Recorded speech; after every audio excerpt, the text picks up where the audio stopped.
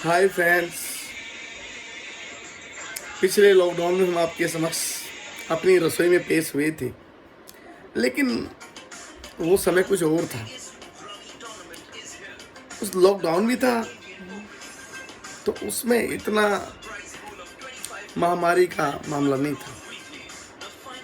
एक ऐसा समय आया था हमारे जीवन में जो 25 साल 30 साल 20 साल बाद में हम लोग एक घर में रह कर के अपने परिवार के साथ में 2 3 4 महीने बिताने का समय मिला था। और वो लॉकडाउन हमें किसी को भी नहीं खला, किसी भी हिंदुस्तानी को, किसी भारतीय को, किसी भाइयों को, नेशनल लेवल पर, स्टेट लेवल पर, जिला डिस्ट्रिक्ट लेवल पर, कहीं पर भी हमें इतनी प्रॉब्लम तो हुई बट इतनी ज़्यादा नहीं हुई। लेकिन यारो इस सेकंड फेज ने तो बहुत तकलीफें दी हैं, बहुत तकलीफ है। मैं कैसे बयां करूं, अपनी रसोई में जाने की इच्छा ही नहीं होती है, क्योंकि हमारे साथी लोग, इतने एडुकेट्स लोग हमारे जो साथ थे, जिनसे हमें कुछ सीखने को मिलता था, बहुत कुछ सीखने को मिलता था। उनकी कार्यशैली को देख करके हमें भी बहुत कुछ करने की चाहत पैदा होती थी। लेकिन आज इस कोरोना की महामारी के बीच में आज हमारे सामने वो देखते देखते चले गए, जिसकी हमें उम्मीद नहीं थी, जिसकी हमें उम्मीद नहीं थी। और हम ये सोचते थे कि नहीं, ये बुरा वक्त आया है, टल जाएगा। लेकिन यारो बहुत खो दिया, अब खोना नहीं चाहते। क्या टाइम आ गया है यार, अपने अपनों से मिल नहीं रहे, अपने फ्रेंड्स कोड, मतलब हम तो ये तक भूल गए कि हम करते क्या हैं, करते क्या थे। हम सोचते कि यार क्या हम एडुकेट थे, सब कुछ भूल गए हैं। इस महामारी ने सब कुछ भुला दिया है। लेकिन धैर्य नहीं खोना, धैर्य बना के रखना है। धीरज और धैर्य जिसने बना के रखा है, और ये दिल में ठान लो, ये उम्मीद बना लो कि हमें कोरोना से जीतना है किसी भी तरीके से। और इम्यूनिटी को बूस्टअप करके, घर में रह के, लॉकडाउन की पालना करके, या अपने अभी फ्रेंड्स से बात करके। आपको ये गढ़ जीतना है, एनी हाउ जीतना है। हिम्मत नहीं यार, ये हारेगा, जरूर हारेगा। समय लग सकता है, देर हो सकती है, लेकिन अंधेर नहीं हो सकती है, मेरा वादा है। बुरा वक्त आया है तो अच्छा वक्त भी आएगा। बस आप धैर्य बनाए रखें।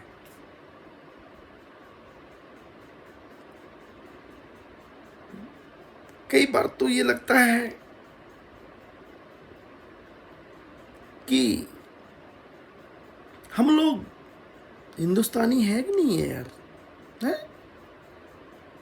ये सरकारी government, state government, central government educates को अपना देश का मानती ही नहीं मानती है। मतलब कई बार ऐसा फील होता है कि यार एडुकेट से कोई वजूद नहीं है क्या? सबसे बड़ा समाज सेवी एडुकेट होता है। सब लोग दुनिया में अगर अपने भी साथ छोड़ देते हैं तो उसका अंतिम स्थल एडुकेट का दरवाजा होता है। उसकी निगाहें सिर्फ एडुकेट के पास होती है कि वो मुझे संबल देगा, सहारा देगा। और हम लोग हंसते हंसते उनकी पीड़ा को दूर करने की कोशिश करते हैं। लेकिन यार हो क्या रहा है ये, है? ये गवर्नमेंट के दिमाग में ये नहीं आता है कि यार एडवोकेट्स के बारे में भी कोई दो शब्द कहें। मोदी जी ले लीजिए, दीदी दीदी दीदी दीदी दीदी करते सो गए, कुछ नहीं कर पाए दीदी का, कुछ नहीं कर पाए ना।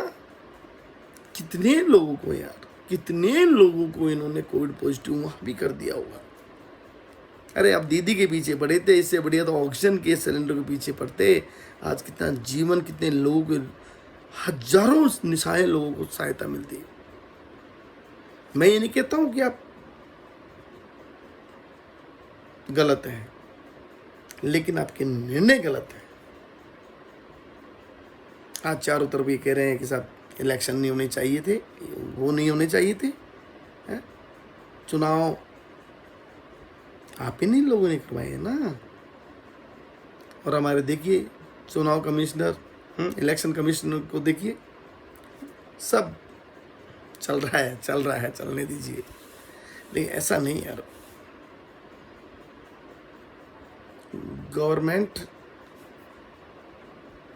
चेंज करने का एक ही उद्देश्य होता है कि आप कुछ उससे बेहतर करेंगे और जनहित में करेंगे।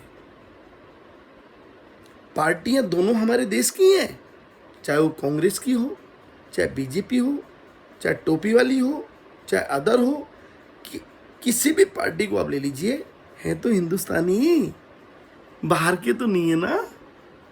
फिर सारे अपने हैं, लेकिन अपने होकर भी अपनों का साथ देते हैं, वो अपने हैं, बाकी तो सारे हिंदुस्तानी हैं।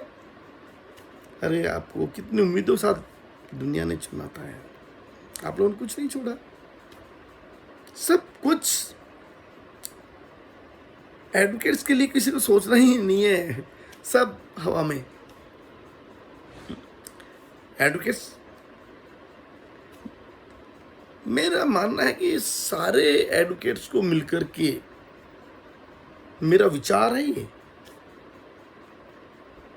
सभी एडवोकेट्स को मिलकर के क्यों ना एक कोविड खत्म होने के बाद एक बार 2 साल 3 साल बाद में, 4 साल बाद में, ये मानते हुए कि कोई महामारी जैसा है,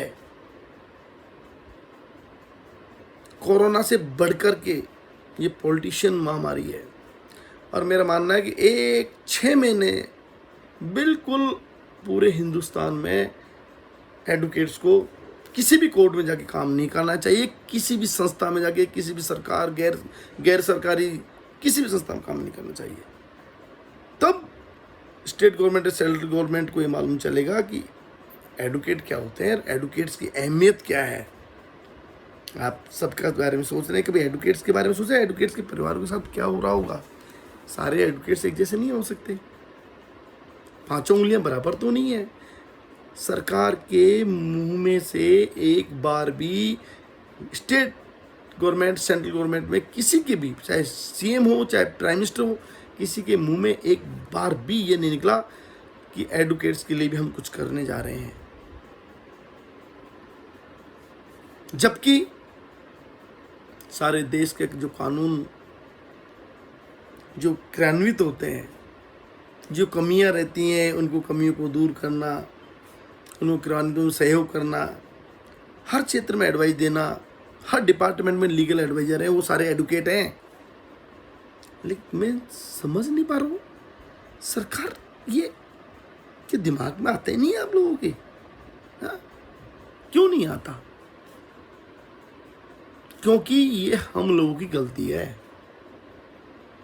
हमने हमारी यूनिट के अंदर, हमने हमारी भी अब जो परिवार है, एडवोकेट परिवार है, इसके अंदर जो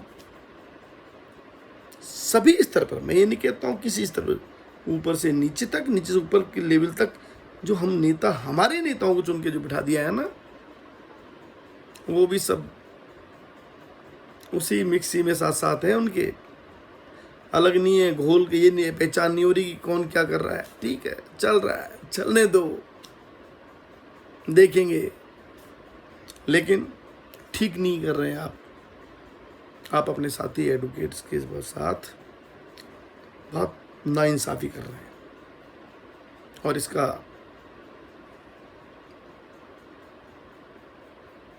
अगर ऐसे ही चलता रहा ना तो एक दिन सबको भुगतान करना पड़ेगा।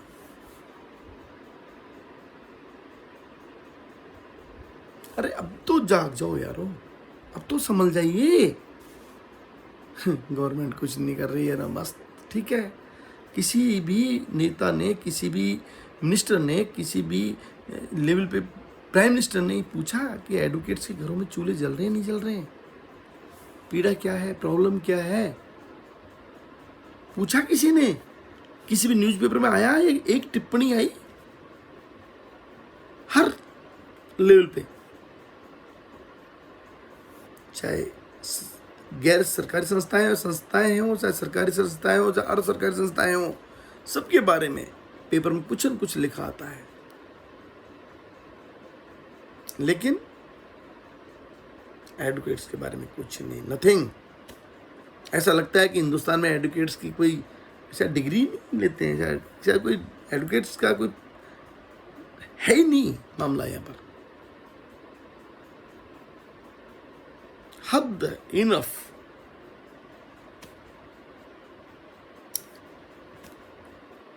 अभी भी समय है और आप सभी एडवोकेट्स के बारे में सोचें, वरना ये जो काला कोट है ना, आप समझ गए होंगे मैं क्या कहना चाह रहा हूँ। काला कोट सारे कोटों में भारी होता है। ठीक है, फिर मिलते हैं दोबारा से। तो इस बार अपनी रसोई में हमने कुछ नहीं बनाया है, क्योंकि हमारे साथी इतने इस महामारी के कारण जो हमारे बीच से चले गए हैं, इस वजह से मैंने इस बार रसोई में, अपनी रसोई में कुछ नहीं बनाया है। लेकिन मैं बहुत जल्दी दोबारा से आकर के मेरे साथियों से कुछ कहूँगा। और मैं आज ये कहना जा रहा हूँ मेरे साथी एडवोकेट्स भाइयों से, सारे हिंदुस्तान में जो भी एडवोकेट्स भाई हैं, जो भी मेरे एबी फ्रेंड्स हैं, उन सबसे मैं कहना चाह रहा हूँ, अपनों का ख्याल रखें, ध्यान रखें, और एक दूसरे एडवोकेट जो एक दूसरे को पहचानते हैं, जानते हैं, जो एक दूसरे के लिए सहयोग कर सकते हैं, वो सब करें। इसमें मैं भी शामिल हूँ। जो भी हमारे साथी हैं, जिन्हें हम एक दूसरे को पहचानते हैं, जो हम एक दूसरे के लिए कर सकते हैं, वो करना चाहिए। क्योंकि सरकार नहीं कर रही, हम सब भाइयों को मिलकर के एक दूसरे को, एडवोकेट को, एक दूसरे का सहारा बनना पड़ेगा और बनना चाहिए। दुख दर्द में, किसी भी तरह के कष्ट में हम एक दूसरे का साथ देंगे। वकील एकता जिंदाबाद। जय हिंद, जय भारत।